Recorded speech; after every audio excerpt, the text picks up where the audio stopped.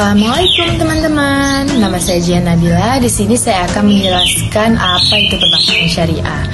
Nah, perbankan syariah adalah bank yang menjalankan kegiatan usaha berdasarkan prinsip syariah atau prinsip hukum Islam yang diatur dalam Fatwa Majelis Ulama Indonesia.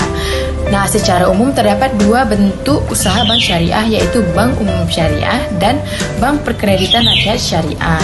Adapun perbedaan di antara keduanya itu, BPRS dilarang menerima simpanan berupa giro dan ikut serta dalam lalu lintas sistem pembayaran. Tujuan dari perbankan syariah yaitu mengarahkan kegiatan ekonomi umat untuk bermuamalah secara alami, khususnya muamalah yang berhubungan dengan perbankan agar terhindar dari riba dan unsur gira. Di sini saya akan menjelaskan tentang profil Bank Jawa Barat dan Banten Syariah atau umum disapa dengan Bank BJB Syariah. Pada awal berdirinya, Bank BJB Syariah ini merupakan sebuah unit usaha syariah yang dalam naungan PT Bank Pembangunan Daerah Jawa Barat dan Banten.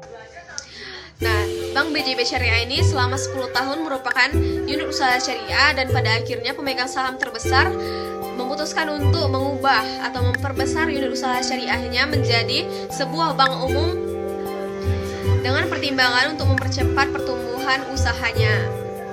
Nah, pada awalnya BKP Syariah ini merupakan atau memiliki modal sebesar 500 miliar rupiah, yang dimana sebesar 495 miliar dimiliki oleh PT Bank Pembangunan Daerah Jawa Barat dan Banten. Sedangkan sisanya yang dimiliki lagi itu adalah kepemilikan dari PT Banten. Baiklah, di sini saya Febianti Huta Barat akan menjelaskan tentang kasus Bank BJB Syariah, yaitu pengkreditan fiktif yang jumlahnya 548 miliar. Barreskrim Polri menetapkan dua orang tersangka, yaitu Arif Biraharja selaku pimpinan divisi pembiayaan dan Yasrin Narpraja selaku Grup Head Retail Bank BJB Syariah.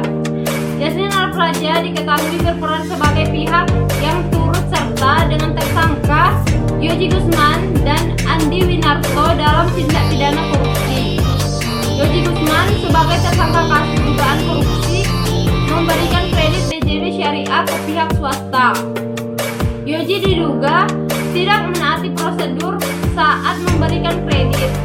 Selaku pimpinan, Yoji memberikan fasilitas pembiayaan sebesar 548 miliar.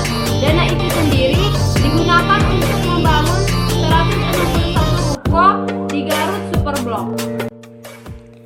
Penyaluran kredit itu sendiri belakangan diketahui dilakukan tanpa anggunan. Debitur PT HSK malah menganggunkan tanah induk dan bangunan ke bank lain.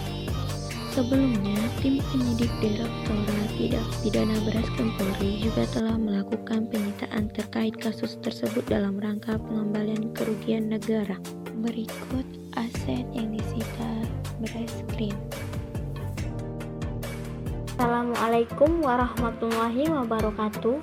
Perkenalkan, nama saya Siti Azura. Di sini saya akan membahas tentang transaksi gadai di PT Bank BNI Syariah. Nah, di PT Bank BNI Syariah adalah emas dalam bentuk batangan atau logam mulai yang bersertifikat Antam sebagai persyaratan nasabah untuk mendapatkan dana. Nah, dengan barang jaminan berupa emas lantakan yang bersertifikat Antam, nasabah bisa mendapatkan dana lebih besar kecualinya barang jaminan tersebut. Oke, baiklah teman-teman, sekian penjelasan dari saya tentang transaksi gadai di PT Bank BNI Syariah. Ini saya akan menjelaskan tentang studi kasus perbankan syariah mancanegara. Seperti yang sudah kita ketahui, virus corona atau COVID-19 telah meluluh lantakan perekonomian dunia. Wabah ini dianggap menjadi salah satu penyebab krisis keuangan global yang berimbas pada sektor penerbangan, sektor pariwisata, sektor perhotelan, bahkan sektor perbankan syariah. Akibat virus corona, pertumbuhan perbankan syariah mengalami penurunan. Dan dalam hal market share di Indonesia pada tahun 2020, menyentuh angka 14% dan sedangkan di Bank Malaysia menyentuh angka 35%. Dalam hal ini, Bank Sentral Oman menargetkan market share perbankan syariah berada di angka 10% di tahun 2021. Assalamualaikum, nama saya Deswita dan di sini saya akan menjelaskan tentang kasus perbankan syariah yang ada di mancanegara. Kasus yang pertama yaitu Bank Islam Malaysia Adnan bin Omar tahun 1994. Dari kasus ini dapat dilihat dengan jelas prinsip pokok yang dapat disimpulkan adalah bahwa pengadilan mengakui kontrak Baibit Haman Aji atau BBA yang dilakukan oleh para pihak. Kasus kedua yang cukup monumental bagi penyelesaian sengketa bisnis keuangan Islam adalah kasus Datuk Haji Nik Mahmud bin Daud Bank Islam Malaysia tahun 1994.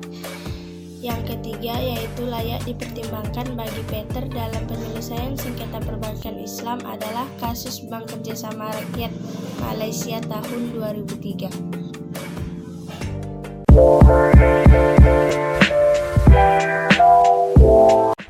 Tanggapan saya terhadap perbankan syariah merupakan bank yang beroperasi tidak menggunakan bunga. Tapi kenapa masyarakat Indonesia masih belum mau beralih pada bank syariah? Kemungkinan ada beberapa faktor yang menyebabkan umat Islam belum berhubungan dengan bank syariah. Yang pertama yaitu masih rendahnya tingkat pengetahuan dan pemahaman bank syariah. Dan yang kedua, peran ormas Islam juga belum optimal membantu dan mendukung gerakan ormas syariah. Saya berharap kedepannya masyarakat Indonesia semakin banyak yang menggunakan bank syariah. Menurut saya tentang kasus Bank BJB Syariah ini bukan kasus yang kecil karena menghabiskan uang atau dana sebesar 548 miliar. Nah, dan juga di sini tidak hanya Bank BJB Syariah sendiri yang dirugikan karena juga ada pihak nasabah dan juga ada pihak keuangan negara. Terlebih juga di sini tersangka tersebut itu diduga telah melakukan tindakan korupsi. Dan otomatis karena si tersangka ini telah melakukan tindakan korupsi, itu akan menurunkan tingkat kepercayaan para nasabah kepada pihak Bank BJB Syariah tersebut. Dalam logikanya kita berpikir seperti ini. Bagaimana saya akan menanamkan modal kepada Bank BJB Syariah ini jika uang itu akan digunakan dengan hal yang tidak benar atau uang itu akan dikorupsi dengan kepentingan tersebut yang sama sekali tidak ada berhubungan dengan kepentingan para nasabah. Baik, tanggapan saya tentang kasus Bank BJB Syariah adalah dana sekitar 548 miliar bukanlah dana yang sedikit jumlahnya. Yang dirugikan bukan hanya bank saja, banyak orang yang akan dirugikan, termasuk keuangan negara sebesar 548 miliar. Kepercayaan nasabah juga akan hilang atau berkurang karena adanya masalah ini. Apalagi orang-orang yang terlibat dalam masalah ini adalah orang-orang petinggi-petinggi yang ada di dalam bank tersebut. Orang-orang yang sudah diamanahkan untuk menduduki jabatan tersebut.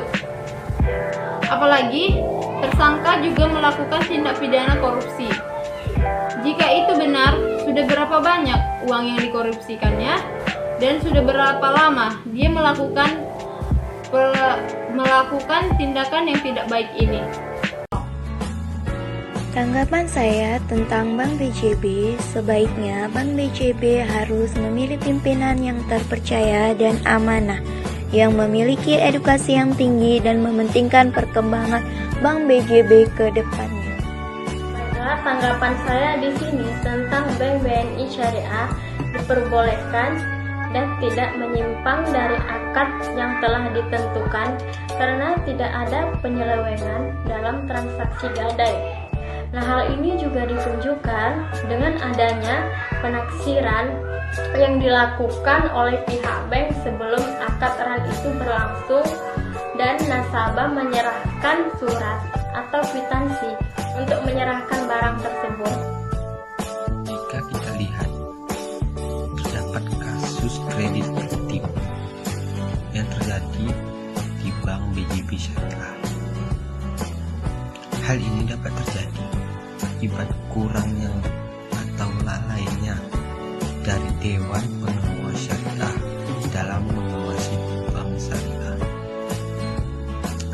Untuk menanggulangi atau mengatasi masalah-masalah semacam ini, kita selaku masyarakat serta pemerintah harus turut ikut serta si masalah-masalah semacam ini.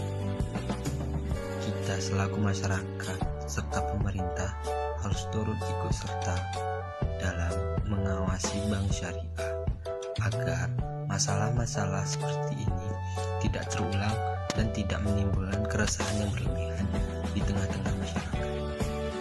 Tanggapan saya dalam studi kasus ini, pemerintah harus menyiapkan antisipasi untuk industri perbankan syariah dan optimis terhadap rencana yang telah dibuat sehingga industri perbankan syariah ini bisa mengalami perkembangan yang jauh lebih cepat dan mengalami peningkatan yang lebih baik dalam menghadapi wabah virus ini.